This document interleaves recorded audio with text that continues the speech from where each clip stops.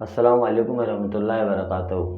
सरपरस्त हजरात और प्यारे बच्चों, जैसा कि घर का निज़ाम घर का बुज़ुर्ग चलाता है, गांव का निज़ाम सरपंच चलाता है और तालुका का निज़ाम तहसीलदार साहब चलाते हैं, ज़िले का निज़ाम कलेक्टर साहब चलाते हैं।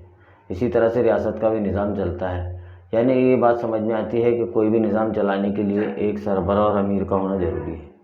आइए प्यारे बच्चों, हम देखेंगे कि हमारे रियासत महाराष्ट्र में पुराने दौर में किस तरह से निज़ाम चलता था और राजा महाराजा कैसे थे।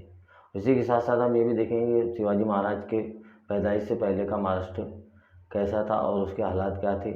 शिवाजी महाराज ने स्वराज कायम करने के लिए क्या किया, इस बात में हम मालूमात हासिल करेंगे।